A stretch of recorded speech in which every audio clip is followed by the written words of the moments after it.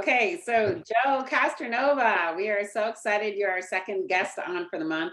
Great And to be this here. month is Men's Month. We are going to be talking about all the issues around men, the positive, the negative, all the ways that men are growing and shifting and evolving. And we are so excited to have you, Joe. Just to give a little background on Joe before we start, Joe and I have known each other for a long time now. I think we've been coaching 8 to 10 years. So we've been on a really fun journey together. And Joe grew up on Long Island in an Italian family, which he's very proud of, and we love talking about. And he went on to play football at Boston University. So Joe, like many of my clients, is another amazing athlete. And also then came back to Long Island where he met his wife and raised 3 children and has been the CEO of Korg USA for many years now. He started at Korg really near the beginning of his career and rose through the ranks in the finance department and went on to build an incredible company and has been doing an amazing job. So Joe, thanks so much for joining us today. Great to be here. Great to be here. Joe, I want to start out, we talk a lot about the imprinting years, the first 10 years of your life and the impact it has on you and how it forms you as a man. What are in the first 10 years of your life, what was it like? And what were the cues you got on how to be a man in the world? Back then, and men played with, boys played with boys, girls played with girls. And so your whole existence then was about playing sports and being competitive. So that's how the coaches drove you to be more competitive. And so you had Little League and you had Little League baseball and Little League football. And it was always, push, push, push, push, push, and by doing that, even when you were younger, they push you to make you grow. And that was the way it was supposed to be, because you were the man. This is what drove you. And I always, that was really interesting because you did learn from that. You learned the fact that you never give up, you make commitments, you go and you just drive. And that's how you would, that's what men did. All the men went to work, very few, women, moms were home, and you were meant to grow and achieve, always achieve. And I think that that's what I remember. And I had, people always doing that, not in a negative way, just, okay, next step, you got to do this, you got to do that. And as always, you have to achieve and push forward. And they never, I'm not comparing, but it wasn't a woman thing. It was a man for sure. But no, it's interesting if you think about it, because you're kind of saying, like, right from an early age, they were prepping you for a life of having to achieve and support a family and do this, that it's like, first it starts just in sports. You're going to go to sports at a very young age, and they're tough on you, right? They were tough. They're like, come on, you got to do that. You got to push. You got to be tough. You got to push through whatever pain, discomfort, and push to achieve, win, push to win. Yeah. You've got to win. And you got to, even at a very young age. And then you said to me, even like you played stickball on the street. I mean, it would just go on and on and on. Just a constant, right? Constant competition, constant play. Against each other. Again, that's all you did. It was, got to win the game, got to win the game. You always pick the right person so you could win the game, building good teams so you could win, and that's how you learn.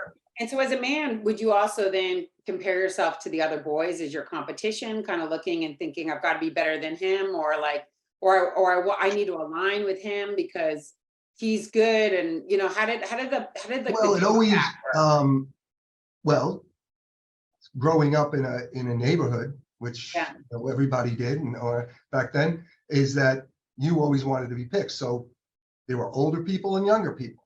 Mm-hmm. So you always emulated the good guys who were older than you, and then you just keep pushing to get noticed so that they would pick you on their team. And so you were always trying to compete to be on the best team. I think that's what drives you to get better. Okay, I'm going to go practice because when the guys come and they'll pick me because I know I can hit the ball better or whatever. So it was always those things. You had really very little else to do. Tell me a little bit about football culture. What was football culture like growing up? And then you translate that to college, but like, what was the culture around football? What did you get from football that you think was, you learned from football and then it translated well into your adult life? And what would be maybe negatives that maybe translate that were also you might have got from football? There was always this, thing, drive. There was always drive. And if you were hurt, how hurt are you? You know, oh, how I am, I'm hurt. You know, I hurt my hand. How much does it hurt? Or you're okay, just go back in. I think it was a negative thing because I think that to a certain extent is that if you got hurt, you know, you weren't supposed to cry, you weren't supposed to get upset, you just keep playing. And I don't know if that's the best thing, but driving you to a commitment, and that's what you wanted to do it for your parents. Your parents would come and watch, your dad would come and watch, and not so much your mom. And you wanted to show that you were strong and you could do it. And I think that attitude makes you able to commit to something and finishing it, no matter what. There's always going to be hardships, or how things go, but it makes you focus. And once you commit, you're all in, and So making sure you go in. what's the negative part of not being able to say I'm hurt? It's because you don't want to be looked at as being weak. You know, it's like, oh no, because if I'm saying I'm hurt, I don't play, and somebody else goes in, it's not a good thing, right? You lose your space. So what happens if you're weak? What happens if you're weak back then? Or in life? Like how did And like if you're in life, you're being told you can't be weak. You can't be weak. you can't be weak. It's a And I major think that problem puts to be tremendous weak. amount What of pressure. happens when you're weak? What happens when you lose? What happens when it doesn't? Like, I mean, moments in life where you're weak. A lot of moments in life, right? Well, there's a lot of, well, now, how does it translate? I think that's where, you know, as you grow, I guess, not my age now, but you learn that failure is not the end of the world, and you gotta learn from it, right? They never taught you. That's the one negative, is that they never taught you that what did you learn? You know, what did you learn from this? Nobody cared about, if you don't win, you don't win. But what did you learn from that? There's nothing like, well, we played well, and and I think how the world has changed, that you accept defeat in a different way. And that's probably what's the outcome of that, which is probably pretty good. Right. For the long term, I think. Yeah. Because you have, especially for men who are always driven to say win, win, win, win, win, you have to, you don't always win. So what did I learn from that so that I can win the next time? And I think that's more in the narrative now, for sure. What I experience in coaching a lot of men is that when they go into shame, men go to shame when they feel badly about themselves. They go to, that's their first thing that I see, the emotion that I see men have. And that's a lot of that. I think you've got to be tough and you can't be weak. And so if something goes wrong and they feel weak, they go to feeling ashamed of themselves. Like I'm a bad person. And it's like no gray area. It's like black to white. And that's kind of what you're talking about.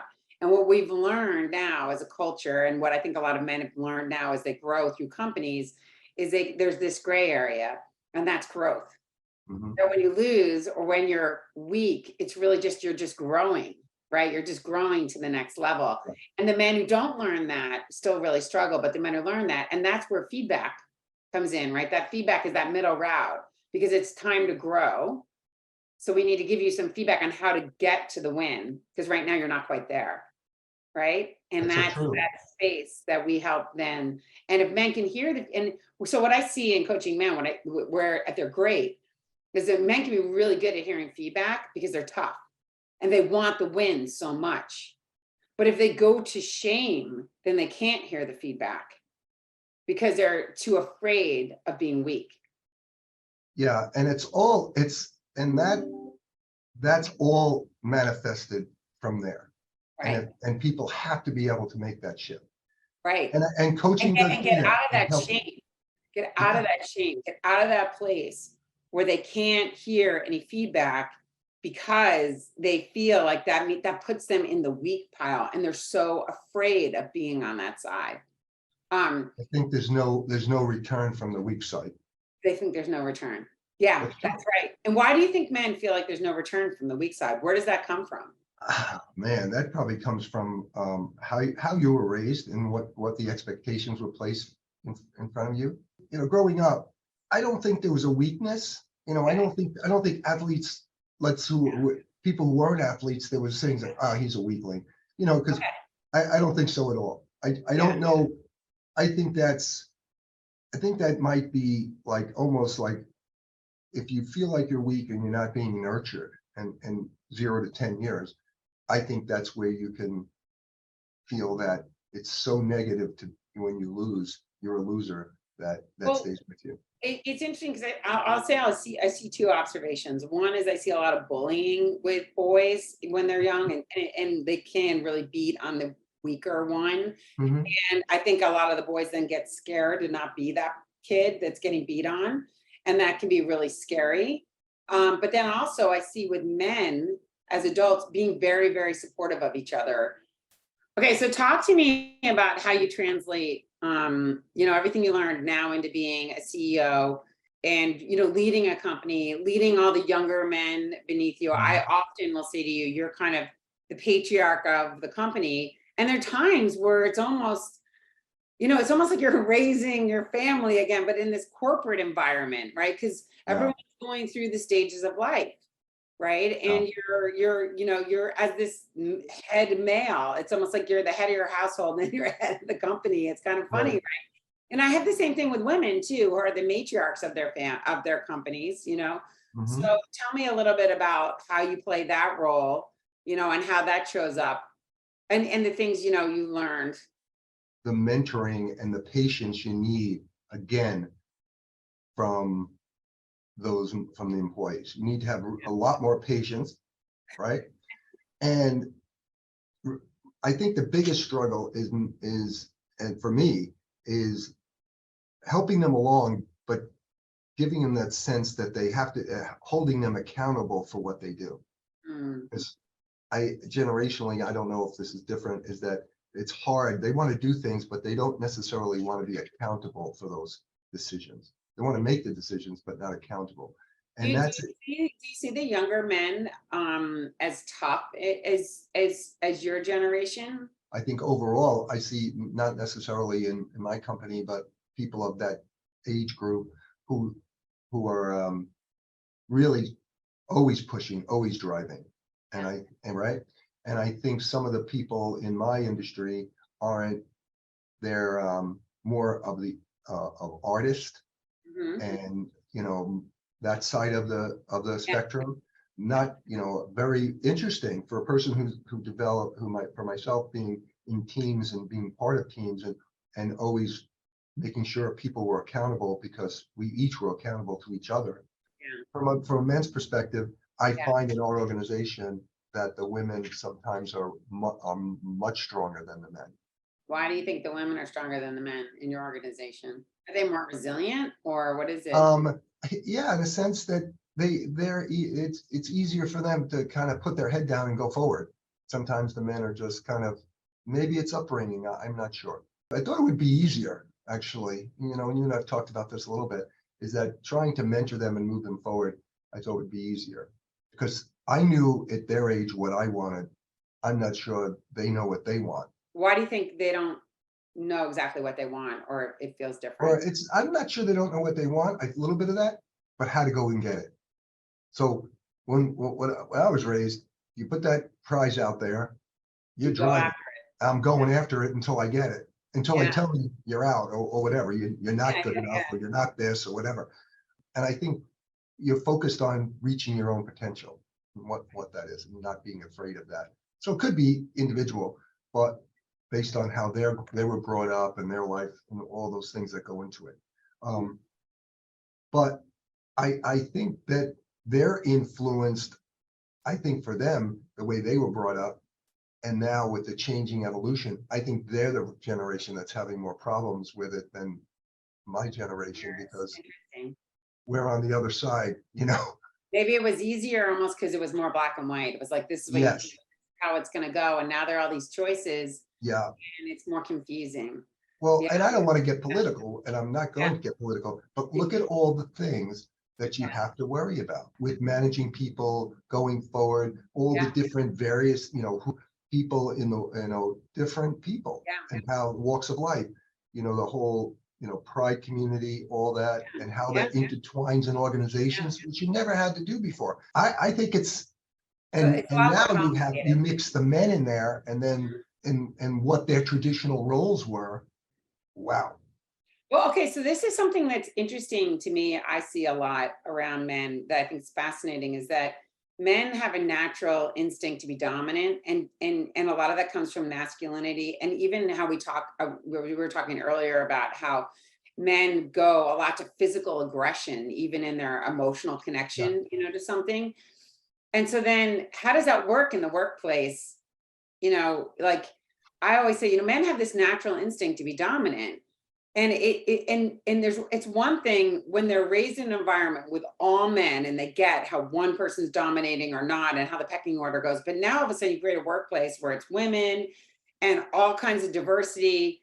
And then how do you work that out? Like, how do you work on your emotions of wanting to be dominant while also recognizing sometimes that's politically not going to work, or, you know, when I talk to women or another group about, well, men want to be dominant, it's almost like I said a bad word. I'm like, well, that's their I'm thinking, well, that's just their natural instinct is that that's how they feel, but it's almost like I said something, offensive.